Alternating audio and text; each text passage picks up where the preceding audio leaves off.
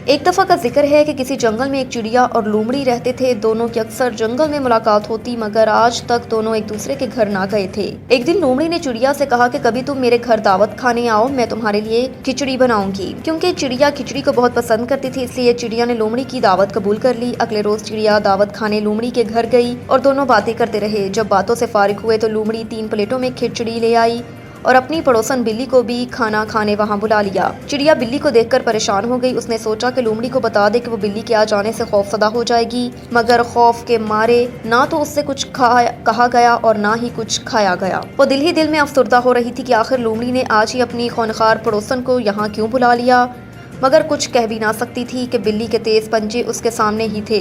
वो चुपचाप एक कोने में दुबक कर बैठी रही। दूसरी तरफ मेजबान लोमड़ी खाने में मगन थी और उसे इस बात की कोई परवाह ना थी कि उसकी मेहमान बिल्ली से शदीद खौफसदा हो गई है, बल्कि वो तो चिड़िया की यह हालत देखकर दिल ही दिल में हंस रही थी।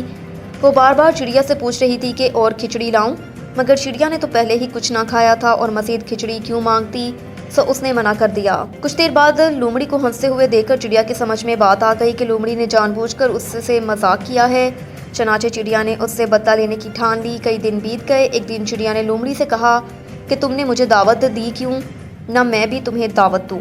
तो परसों मेरे घर दावत खाने आना, मैं तुम्हारे लिए मछली का सूप बनाऊंगी। ये सुनते ही लोमड़ी के मुंह में पानी आ गया। लोमड़ी मुकर्रा दिन उसके घर पहुंच गई।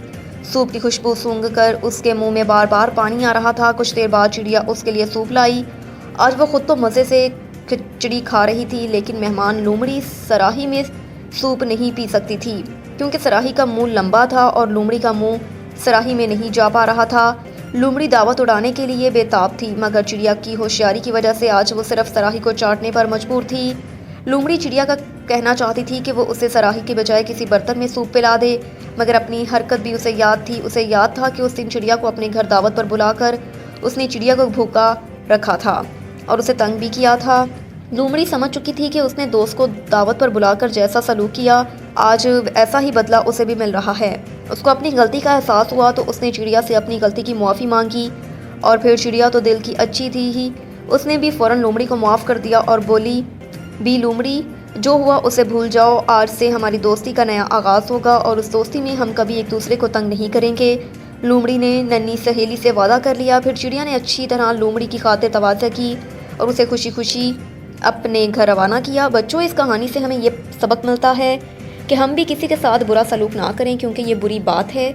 दोस्त का दिल दुखाने से किसी को खुशी नहीं मिल सकती। वैसे भी सच्ची दोस्ती ये है कि दोस्त का हमेशा साथ दिया जाए, उसका ख्याल रखा जाए और उससे कभी जानबूझकर कोई तकलीफ़ ना दी जाए।